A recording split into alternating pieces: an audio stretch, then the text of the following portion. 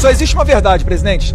A única pessoa que sofreu, um político nesse país, que sofreu uma tentativa de assassinato, chama-se Jair Messias Bolsonaro. Correr atrás das imagens das câmeras aqui de Brasília para ver o que aconteceu esse dia, ou para ver o que aconteceu no 8 de janeiro, não vaza. Pior, o delegado presidente dos inquéritos, prezado Alan Garcês, passou a ser o diretor de inteligência da Polícia Federal, Aloysio Mendes. Onde é que tá o cara que escreveu para a Folha de São Paulo, Zuco Gilvan, desejando a morte do presidente Jair Bolsonaro?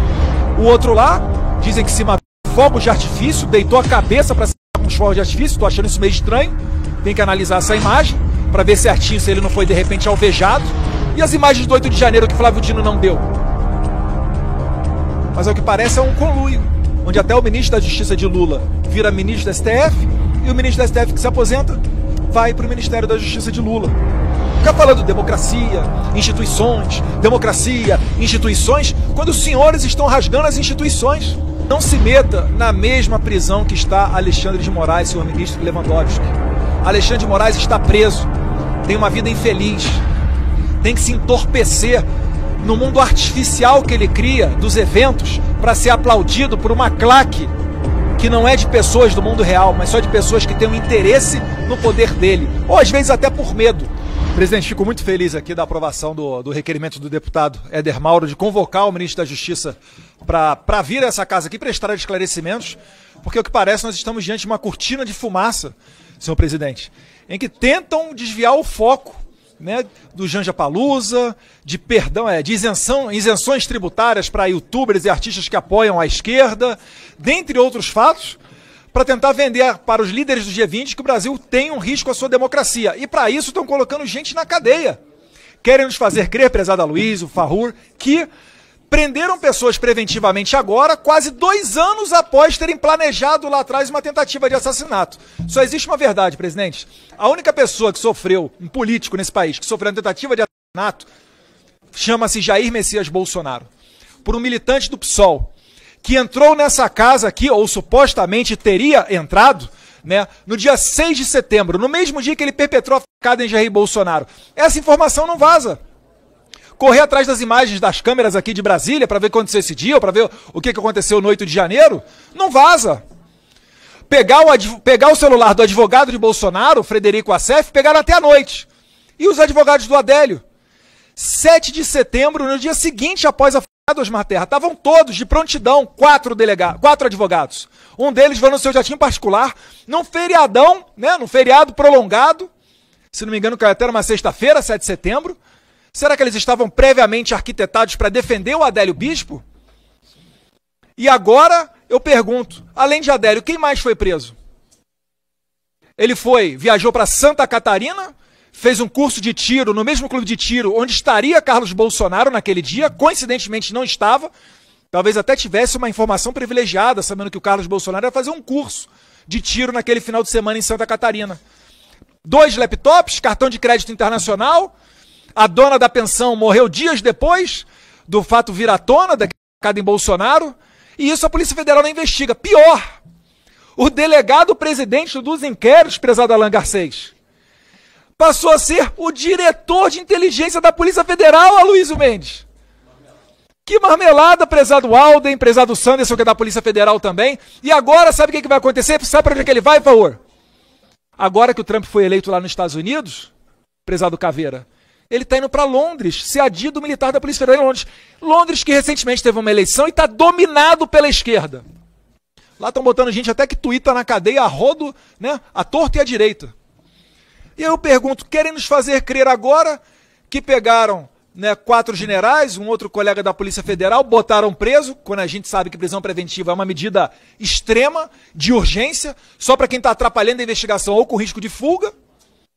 Botaram esses caras 2 anos depois na cadeia. Aí eu pergunto, onde é que está o cara que escreveu para a Folha de São Paulo, Zuco Gilvan, desejando a morte do presidente Jair Bolsonaro? Será que isso não é uma ameaça ao presidente da República?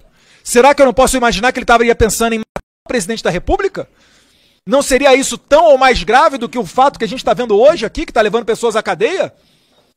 O que eu posso falar em matéria de crime de né, que não tem a definição legal, graças a Deus, da pessoa que joga bola com a cabeça do presidente Bolsonaro? Será que ele quer o bem do presidente ou será que ele está instigando novos Adélios Bispos?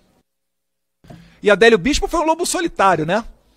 Agora, ministra Simone Tebet, com toda a sua excelência criminal e policial, sua experiência de vida sensacional na área investigativa, diz que não se trata de lobo solitário.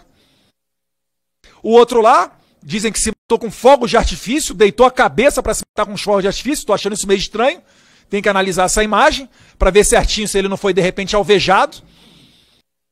Correram no dia seguinte, Alexandre de Moraes já estava dando entrevista, tinha imagem do cara solta. Será que soltaram a contragosto dos ministros do Supremo Tribunal Federal, as imagens do Supremo Tribunal Federal?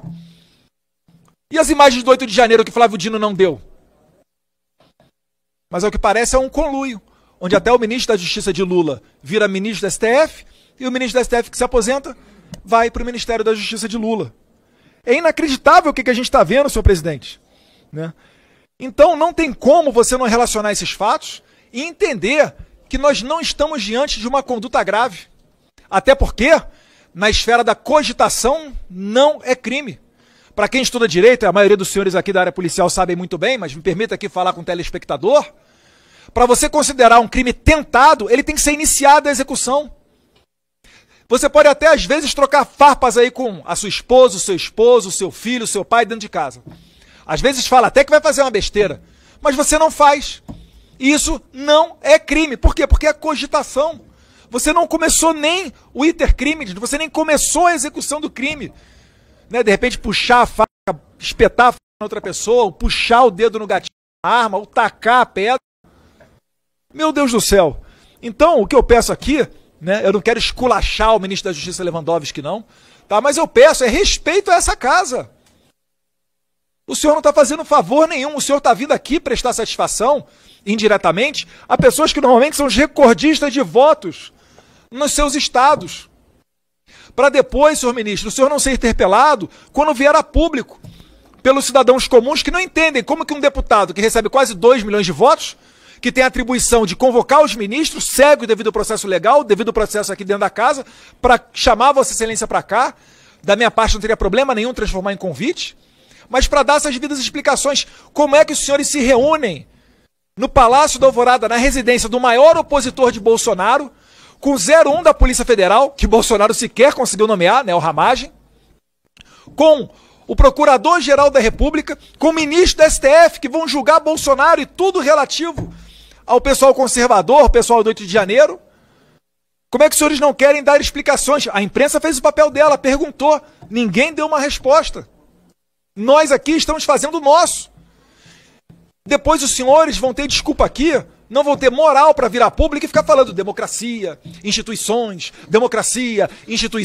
quando os senhores estão rasgando as instituições, não estão respeitando o plenário dessa casa, essa comissão.